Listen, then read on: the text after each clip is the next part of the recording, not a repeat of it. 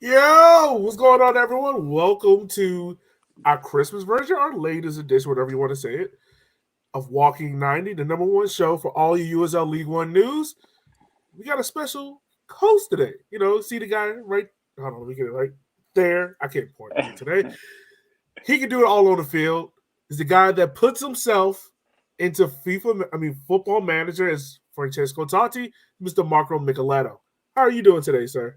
What's going on, guys? It's all good. Thank you for having me.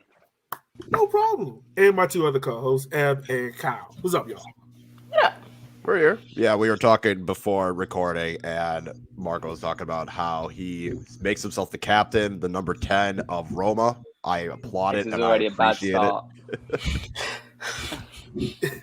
You gotta make sure to show the board who's boss. Yeah. I thought that was going to stay off the live version, but What's going to happen, man? Look, if you can find yourself in a video game, I 100% agree with you. Like, I will make myself the captain of any team. Any team. I think I got sacked after like 2 months. It was worth it. It was Did well you at worth least it, score yeah. a goal with yourself online? Nah, no chance. You didn't even make yourself the penalty taker? I was about to say we should have got a penalty, then maybe I would have scored. There you go. There you go. Well, Marco, we got you on the show because not only did the news come out recently that you have re-signed with Tormenta. I think what was it, a 2-year deal, correct? Yeah, I signed that last year. We signed a 3-year contract. Damn. Okay. I'm not gonna lie, that's pretty unheard of in USL League One because normally you hear about either like a 2-year deal or a 1-and-1. So congrats on the 3-year deal, man. I mean, you definitely earned it with, like we was all saying, you are the face of Tormenta football. No. Well, thank you for the congratulations, but listen, like I put a lot into this club, but this club puts a lot into me too. So it goes two ways, and people need to really get that clear. So let me ask you this before I let my two co-hosts start asking you questions and whatnot. What is it about Tormenta that makes it special to you for you to stick there throughout these 3 years where other players in the league have jumped around to other clubs or jumped up a league? What about Tormenta is special to you? I mean, it's way more than just a club. The relationships I've built with the owners, Darren, Miss Nitra, Jeff, Elena, to the supporters, the community. It's more than a club, and it's pretty cool to play for someone that you really care for. You know, it's actually probably a massive struggle that if I look down in my career, maybe one day it might be somewhere else. And I don't know how I'll feel about that because, when you go out there and you play for Tormenta and you're representing just the community and just everyone at the club, it means more. You start knowing Julie, the lady that cooks your food, and Reggie, the guy that cuts the grass, and you start having all these personal relationships with them. I don't know, it's fun, man. It's a privilege. It's actually a privilege, and I hope other players can also have the same experience that I have in their playing days because it's cool. Yeah. So, question. I'm very much the vibes person of this trio. So I'm gonna ask, what's the vibes like in Tormenta? How do you want to see this club grow for 2022? Especially because you're. I guess we can consider you a veteran of the game. You just signed a 3 year. So, what's the vibes like? How do you see yourself growing? You personally and the team growing in 2022? It's listen. Every year will be better. Every single year will be better. From a club's perspective, this year we're going to get our own stadium up and going, and it's just a massive, massive project, and the ownership have stuck with it, and it's to get all this going during COVID is hard. It's hard. So, but they carried us through, and I'm sure they're going to reap the rewards of all their hard work. And as a player, new incoming or who's been here, whatever, like it's so exciting to be part of such an exciting project. The gaffer, he's on it. I think everybody within the club trusts him 100%, and I've got no doubt that that first year he's just had, he's learned a lot from it. He's going to make a few changes, and once he figures it out, he's going to get the team firing. So it's just it's just exciting. Every year we're going to get better. We're doing the things the right way. We're focused on the relationships, and as I said, the more time we can get players devoted to this club, and they understand that it's more than just playing the game. It's like it's so much, you're representing the community, you're representing everybody else, then you tend to also perform better. And that's sort of I'd imagine that's the Tormenta business model.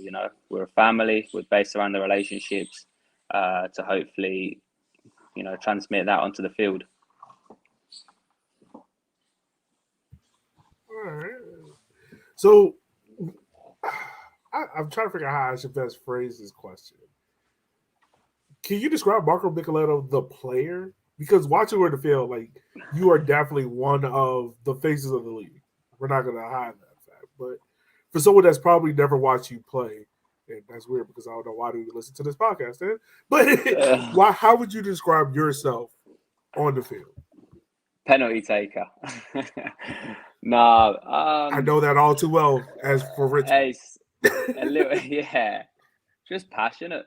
Just passion. I love the game. I love playing it. And the passion is a positive thing because I like to try and leave it all every single time I'm out there. But it's also something that has to be controlled, and every now and then I struggle to control it. But I think that's what it's all about. As a supporter, I even enjoy seeing that outburst of passion in players that play for my team. So I guess I don't fault myself too much, but I do understand that for my growth, if I'm able to channel the passion I have when I play for all the positive sides of it, and less so the negative slide tackles and whatnot, then I think I'll be that much better for it. But yeah, just passion. It's the only word. I've said it about 15 times. So passion. No, we can definitely see that passion from you. Definitely on and off the field. This year, stats wise. Oh, Kyle, you got something? Well, I was just gonna say, I know you talked about your deep connections with Tormenta and how you're gonna be there for another 3 years. So I guess what brought you to Tormenta? What gave you that indication? Like, yes, this is the place that I need to be. When you first signed, and then obviously staying, the extra 3 years. Like, what is it about Tormenta that really appealed to you? So we speak about it with the owners quite a lot. I'd say when I came in the summer for the PDL or the USL League 2, whatever it's called, 2 days into my time here, I got some weird like infection in my neck. It was weird, like tonsils. I don't know what it was. And I was struggling big time. And my mum was like, all right, I'm flying you home. Like, don't worry about playing in the summer. You're done. And it's about 6 a.m. in the morning on a Sunday morning. And the owner, Darren Van Tassel and Miss Nitra, they pick me up from the dorm I was staying at and take me to the hospital, to the emergency room, where I don't know who they spoke to. They must know someone. Within 5 minutes, I was getting seen by a doctor and getting fixed up, and they had to drain my tonsils or something. It was weird. But like that level of care, and for them to do that to someone that I'd never played for them, I'd never trained for them, I'd barely even spoken to them. I just didn't know them. And that really kicked off our relationship. And if you guys, you might know, you might not know, but they are so present every single day. Miss Nitra is the one that sometimes puts the food on our plate, and she's the owner. Darren takes us out golfing anytime he hasn't got a phone call to go to, and he's the owner. The other owners take us fishing, and they're just so invested on that relationship with us. They care so much about our well-being as people first, that as a player after that, it's quite easy to be invested in this club, to be honest. Once you get in and see what everyone's willing to do, you almost don't really believe it to begin with. You're like, this is just a bit weird. Like, what do they want out of me? And then you realize that's just who they are. They want to be here for you. They want to help you. And, regardless of whatever happens, they'll forever be someone that will be in my life, for all the right reasons. So I want to ask you this question, Marco. Like from what was it, 2019 to now, you have definitely improved stats wise as a player. If you could go back to that first year USL League One, what would you tell that Marco to make him a better player?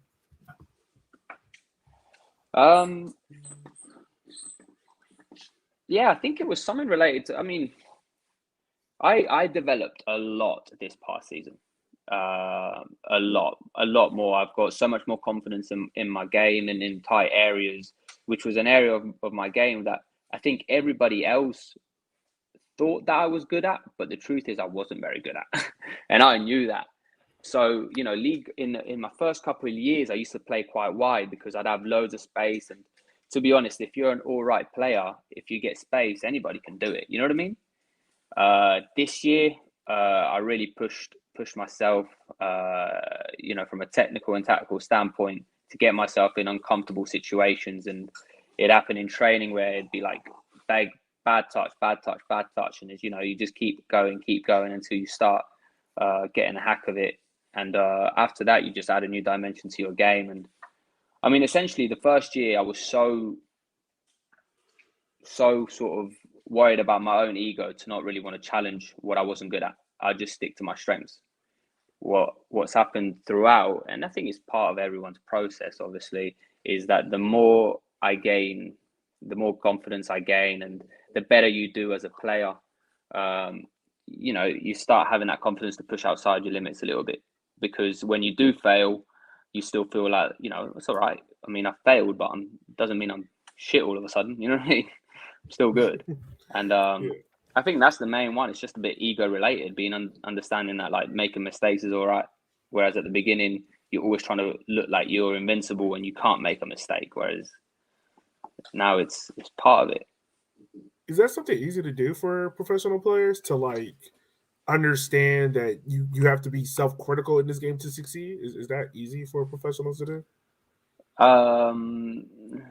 It depends who you are. For me, no. Like I didn't have the brains or the head to be like that. I wasn't very mature. But if you get put into an environment where you've got a good, solid support system that helps you become self-aware, I think self-awareness is everything, and understand where you're good and how to be better there, but also where you're bad and how to be better there. That's the key. Otherwise, you're never going to develop as a player. And there's some players, to be honest, that are so self-aware. Just I don't know if it's an innate ability or they matured quicker than me, and it's brilliant. They can get it. For me, it came on late.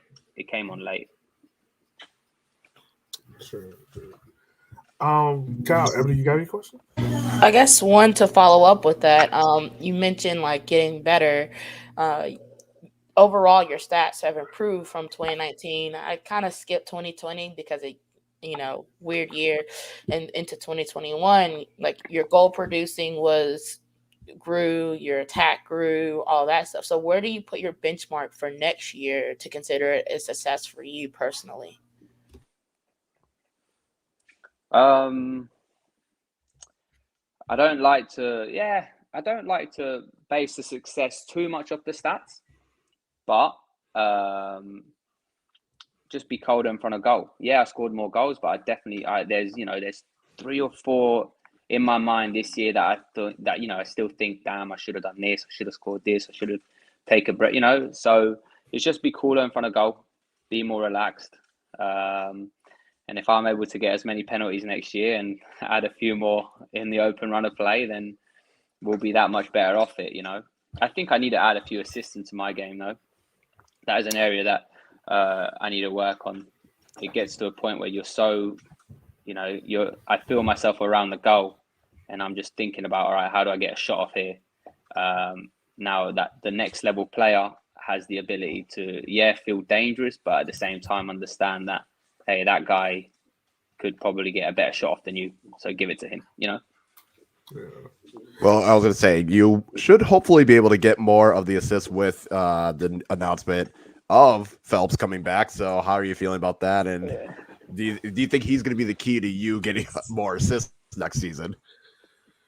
Well, I don't know how many, but he could definitely help. But more importantly, I think he's going to help us concede less goals. He's as a player, I think you've all seen him. He's an absolute animal. I'm excited for the team and for the club that he's back as a player, but like even more so as a person. He's just an unbelievable guy. He's one of my best mates here. He's so important to this locker room.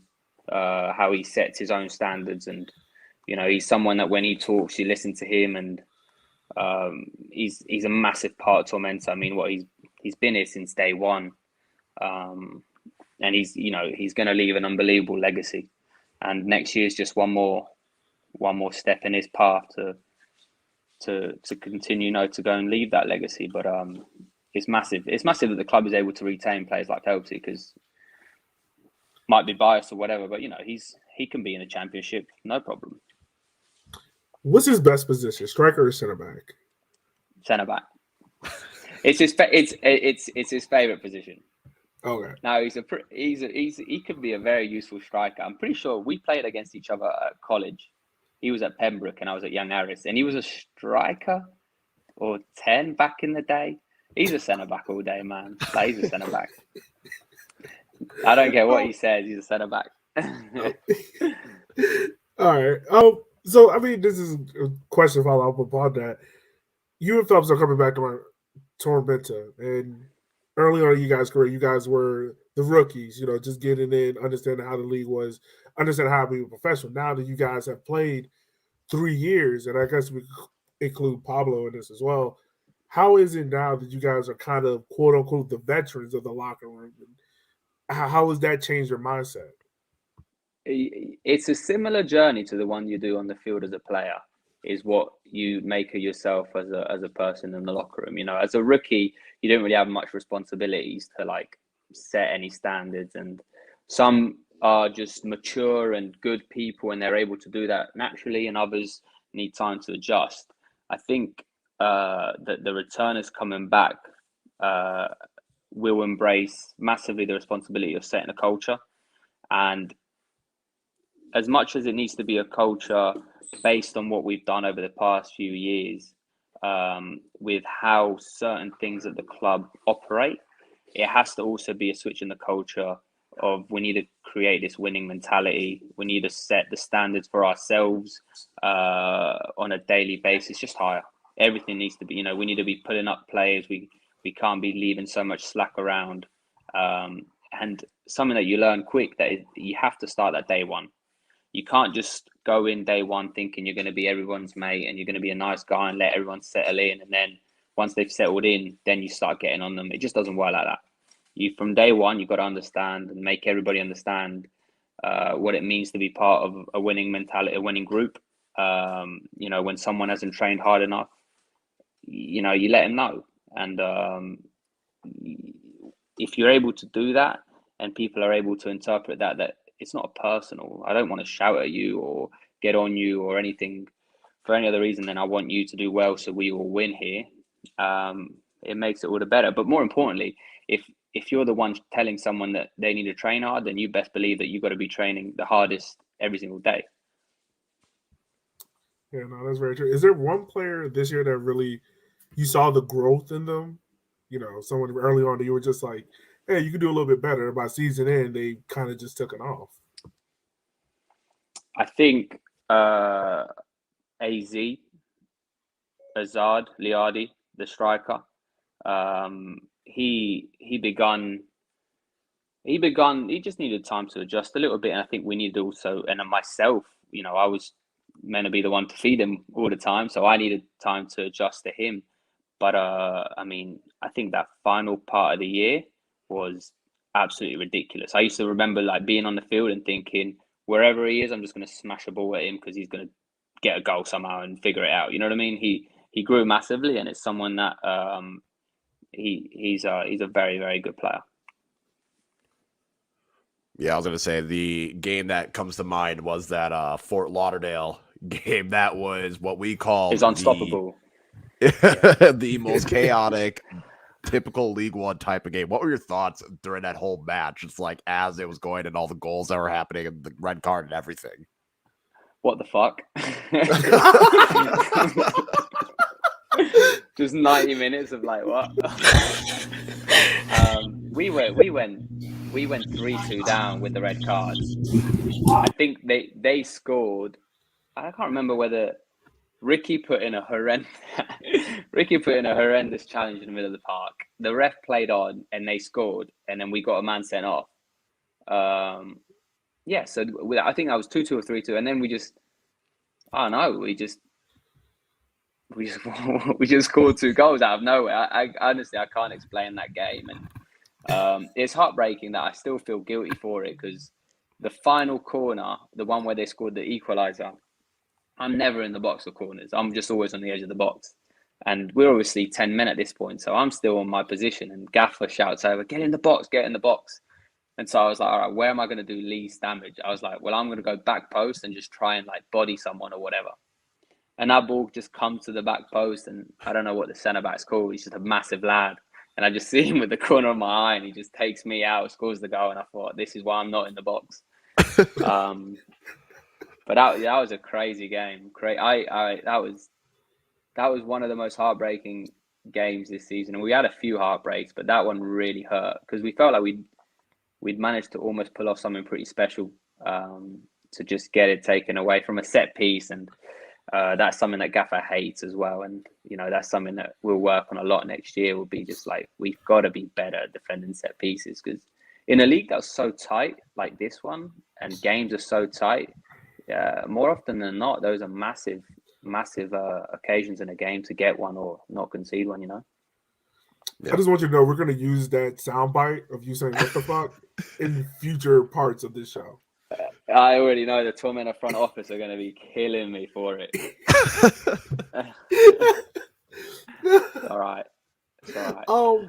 But for those who don't know, like, can you explain your manager? Because to us, he seems very, like, not soft-spoken. I'm pretty sure he's not soft-spoken to y'all. But, like, how is he as a person? Like, what is his tactical setup? Because for us, a lot of times it felt like Tormenta's tactical setup was just vibes and score. He's a genius, both off and on the field. Like, he's a really, really clever man, just really charismatic. Anyway, I find him really charismatic. I've enjoyed working for him, and he's massively, him and his staff. His staff are big time too. You've got Tomo, Jordan, Georgie, and goalkeeper coach. But like, he's footballing wise, he gets it. He was a great player himself, and he was a midfielder. He's so involved with the details of the game. I think you can see on the attacking standpoint, he obviously knows what he's doing, and defensively, we're working on it. I don't really give too much of the blame to him. I think it was more of an execution problem than a setup. But he's brilliant, and even off the field, like, he's a young lad. He's a young manager, and if you speak to him, it doesn't take long to realize that he's really switched on. He's He's easy to trust and easy to respect. That's good. I mean, that was a good answer, wasn't it? Yeah, it was a perfect answer. There you go. That's the one to make up for saying "what the fuck" earlier. Yeah, good. We'll make sure to send that soundbite over to them. Yeah. Good. No, we're gonna put it on a big scoreboard.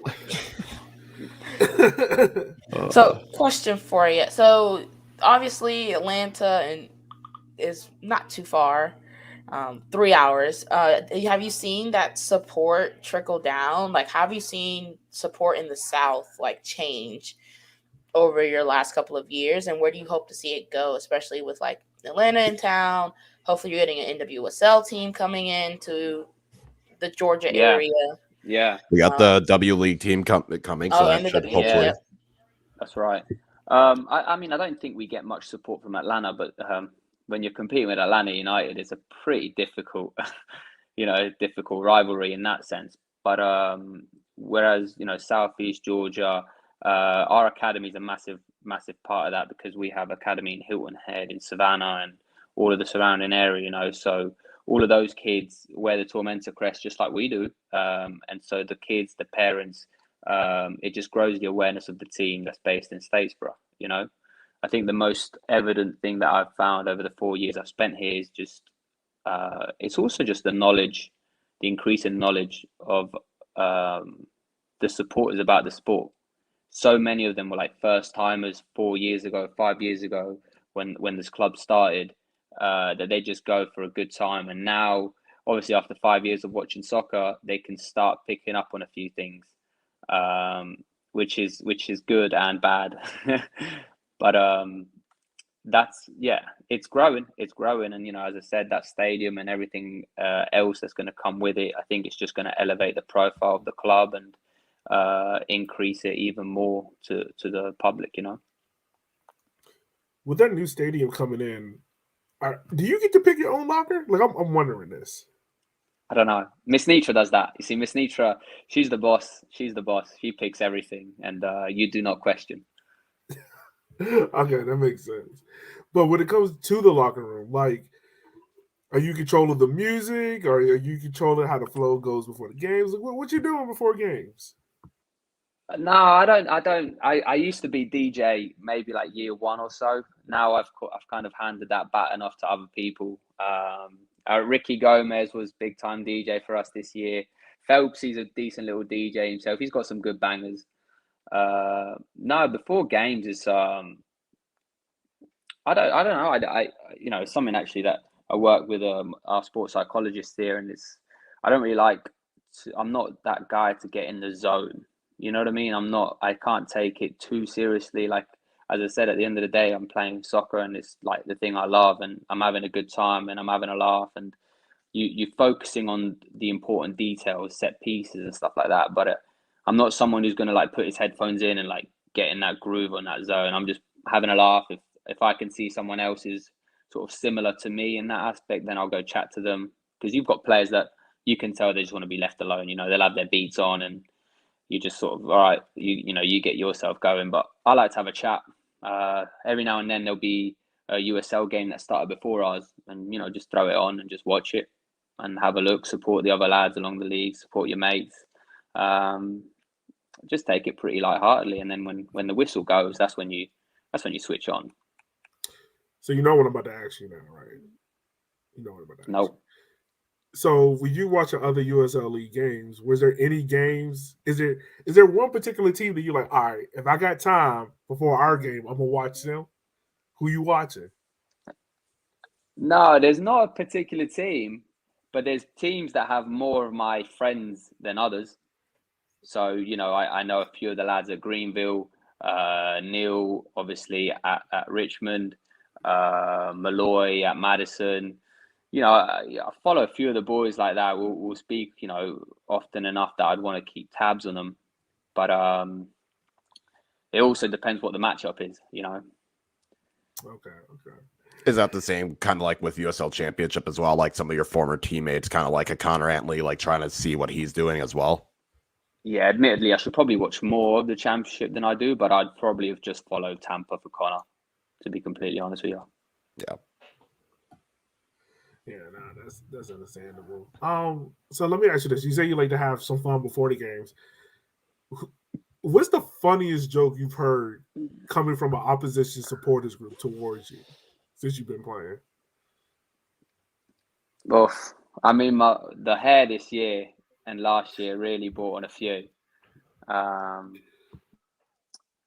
can't. There's not one that stands out. There's not one that stands out the most. The hair, definitely, I'm asking for it, and I'm thinking I've just got to shave it off. Just shave it off. Well, now you can at this point. just wear black boots and just get on with it. But no. But you do hear funny ones. It's a shame that I can't think of one on the top of my head. But there's every now and then, because the stadiums we play in are so so personal. Like the fans are right there, and you're hearing everything. Like you just hear certain things get shouted at. And it just makes you laugh. It does make you laugh. And I'm someone that does, it doesn't throw me off my game, but I'll listen. I'll fully enjoy it. I don't try and block it out voluntarily. If I don't hear it, then I just haven't heard it, but it's not like I'm not trying to hear it. Okay. All right. Nah, because I think one time he took a corner in Richmond, and I felt so bad because like our supporters was just right there just yelling, and I was just there, and I was like, I feel so bad for Marco. No, it's good. Like it's enjoyable. I love it. It's certain venues around the league, like Richmond, Madison away, Greenville, and I mean Chattanooga. The fan base around the league is growing, man. It's getting fun to go around, and it's enjoyable. It's definitely enjoyable. The flamingo ones where they just start doing that noise. That's the one where I'm like, what is going on? Like, You're welcome. yeah, it works. I can tell you that. It's good. What was your first thoughts when you heard that? You can use that sound bar from earlier. Yeah, very similar. I always say when I'm on the Capitol stand, I'm like, okay, we have to be as annoying as possible. So the fact that this could be working now, that is even better. No, they're just gonna keep doing it. No. Oh, I was always going to keep doing it as long as I'm on the Capitol. It is now a tradition. It's happening. It's such a unique sound. It's a joke. That's hilarious. With all these new teams coming in, is there one you're excited to see? I love getting the opportunity to travel. Like that is such a perk of the job that someone is willing to fly you around the place to go and play soccer. So I'm excited to go to Colorado. I'm excited to go further out west. There's not one in particular that I'd say I'm more excited than the others. But I am. The new additions are always welcomed. If I get to go see a new city while I'm at it, then all the better. Yeah, because I was say there's Fresno with Fuego. There's going to be Hailstorm with Northern Colorado, and what was it? Oh, Charlotte Independent. So that should be, I think it'll be 3 good teams. What is something that you think you've noticed in the change, whether it's the playing style or just like the type of technical ability you've seen in League One the last couple of years? Listen. Hey, excuse me. Don't worry, my dog does that all the time to me. You're fine.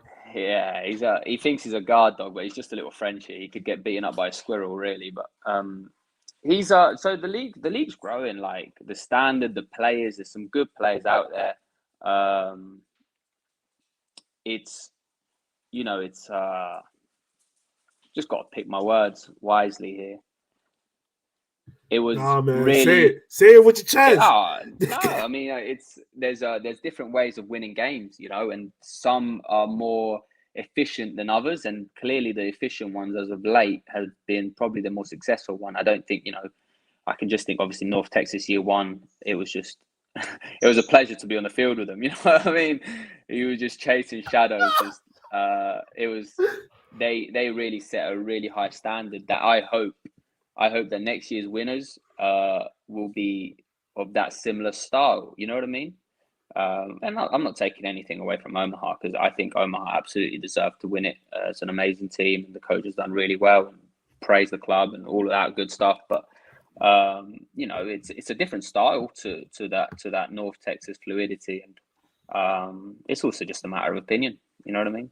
Some players and some coaches would look at North Texas and just be like, it's just too many passes, too much going on, and others, why do 25, 30 passes when you can smash a ball from 45 yards into the box? You know what I mean? It's just different philosophies. But I hope to see more. I'd like to see more playing wise. I think it also is really correlated to some of the surfaces in the league. As the more we get stadiums, the more we get the facilities in place that teams can look and say, all right, well, at least 80% of the games are played on really good surfaces. Let's put the ball down and play. You know what I mean? If you look at the league and you're thinking, well, we're going to have to go to this turf and that over there and that over there, you start thinking, you know what?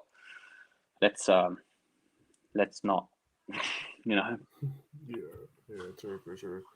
So let me ask you this: definitely, Tormenta has a rivalry with Greenville. Can you describe what that rivalry is like between the two teams, and what was that U.S. Open Cup game like for you? That first U.S. Open Cup game? Yeah, that one. Yeah, we lost that, man. That was tough. That was tough. The rivalry with Greenville was fun. I think you guys know, you guys have the Henny W, between Richmond and Madison, whatever. And any rivalry, just I think it's more for the fans, but that doesn't mean it doesn't transmit onto the players, because obviously when the fans bring a little bit more energy onto the stands, then the game naturally gets a little bit more heated and whatever. But yeah, Greenville is a good matchup. It's a team that I've got a lot of respect for. Obviously, their gaffer is a top gaffer. The club as a whole, they've been at the top from the get-go. They've got some really, really good players, and it's a fun game. I think we beat them 3 times this year. Yeah, so. We enjoyed playing Greenville, and it was good in that aspect. Kyle just had to leave because of daddy dude. That's all right. Yeah, you gotta get that first. This is a question I wanted to ask you. We were talking about it earlier before we hopped on, but 2019 there was a midfield of you, Neil, Charlie Dennis. Just playing what if that midfield was able to stay together for 3 years, where do you think South Georgia would be at this point now? Well, I've already told you. I mean, first of all, Charlie's an unbelievable footballer. I mean, I don't need to be the one saying it. You can all see it. He's a fantastic player, and the more good players you have at the club, the better it is. So having Charlie in your team helps, period. You know what I think about Neil. I told you, I really do believe he could probably be the best player in this league. And so, when you've got those two, just get me out of the equation. Just have those two in the midfield at any team. I think you're doing pretty well. But we've also we've brought in good players, and we've had important players in the midfield in the past 3 years, and for whatever reason it hasn't always worked out. Something that you learn, I think, over time is that even good players aren't able to sometimes perform in a certain environment. You know what I mean? And so we'll see a player that might have not really hacked it here at Tormenta. I'll just use Raheem's example, just because he's we've seen he's signed at North Carolina. Ra got good minutes here and everything, but you wouldn't say it was like a superb season. And maybe next year he's going to go and be the main man of the league and of NCFC, and you just never know. The environment dictates so much. But yeah, with that midfield trio, I'd really enjoy playing in that midfield trio. So, we called you a veteran. You're only 25, but we're gonna call you a veteran of this game, right? Do you see yourself at Tormenta long term, past the 3 years, until the end, or do you hope to be able to go back home to Italy to play? The goal 100% is to go to Italy. It's just a really hard thing, but the dream is, and I think it will forever be the dream, to one day get to play in front of my grandparents and in front of my cousins and in front of that aspect of it, as well as just living the way the Italians live the sport. I would love to one day be able to experience that. That is, when you if you were to ask me what is like your dream, your goal out of your career, if I can one day achieve that I'd be pretty happy with that. Nah, I mean, that's a pretty dope dream to have. Speaking about that a little bit, for someone that's never experienced it, the most I've experienced is the Copa 90 documentary on it, but what is the rivalry like between Roma and Lazio on a game day? Is it as intense as they say it is? So I wasn't allowed to go to any Roma game when I lived in Rome. It was just too dangerous. My mum and dad just said, you ain't going. And I went, my first ever derby was when I was 14, and my dad took me, and Roma won 2-0. Totti scored 2 goals in the last 10 minutes, free kick and penalty. It was unbelievable. One of the greatest days of my life. But I remember we were leaving the stadium, and the way out is separated by just some really tall trees. And one way the Roma fans leave, and then the other way the Lazio fans leave. And just out of nowhere, it just started raining rocks. Just big old boulders, and they were just lobbing them over the trees. I remember just running off with Dad with it, and that's what it's like. It means so much more to the people.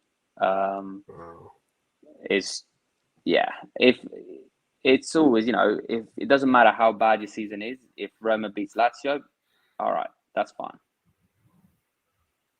That seems to work, man. Well, we definitely know you are flying, getting on a plane tomorrow, right? Going to England, going to Italy to go see some family and friends and whatnot. So that's right. Marco, it's been a long time.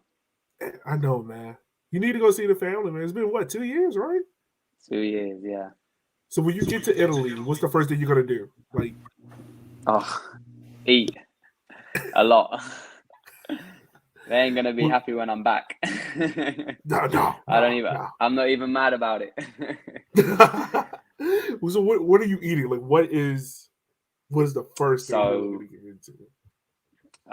Grandma makes some unbelievable. They're called orecchiette. Just made pasta. It's just really simple though. Like tomato sauce and orecchiette is all I want. But there's something else called pasticciotto, which is like this little cake that's really like, it's only in the south of Italy do you really find that. And I will have as many as I can while I'm there, and just a good old pizza. If you haven't been to Italy and tried a pizza, then you know, not to say like I'm guilty. I'll have Domino's every now and then and stuff. Like I like that stuff, but it's not. You can't compare it to what pizza's like back home. It's just tastes different. It feels different. It's just better. Yeah, that's 100%. Just like the wine, man. It's a lot better. Just like the wine, yeah. Just like the wine. I totally understand it. I have one more question for you. When are they building the statue? I know you're listening, Tormenta. When are you building the statue? That's a good question. Because we've been asking on your behalf, my guy. Oh, come on. Let's be honest, though. It should be a good old. There should be about 3 or 4 players on that statue. No, Marco. Look, it's more of Marco, you know what I mean? Marco, we love you. We love you. But sir, that statue needs to be built for you. They can have plaques for you. Yeah. That's gotta happen, man. Funny I day. would actually, funny I would day. ask you this. I would ask you this before we wrap up. Could you ever see yourself coaching Tormenta, like being a lifer there, like almost being like Tati? No, I can't coach. I just haven't got it in me. Okay. I haven't, and it was something that I thought I did, but I would love, like I do believe that I want to stay in the game when I finish playing in a director role or something like that. The person that blames the coach, essentially, that's the position I'd like to have. Okay. And well, if I could be that Tormenta in 15 years from now or whatever it is, that would be pretty cool. So all around, you are definitely like Francesco Totti. He's my hero. It works out, man. Marco, man, we just want to say thank you so much for taking the time out of your day, for definitely coming on, hopping on with us, and letting the fans get to know you a lot better, man. No, guys, appreciate you guys, and listen, keep doing it, keep chatting away, and keep giving your opinions out because it's enjoyable, and you guys obviously bring a fresher breath of air to the league. So I appreciate you guys. All right, y'all. Well, as always, listeners, we want to say thank you for taking the time out of your day for watching the show. We'll be coming on in the next couple of weeks with more interviews, more guests. But as always, we'll holler at you guys later. Be easy, be safe.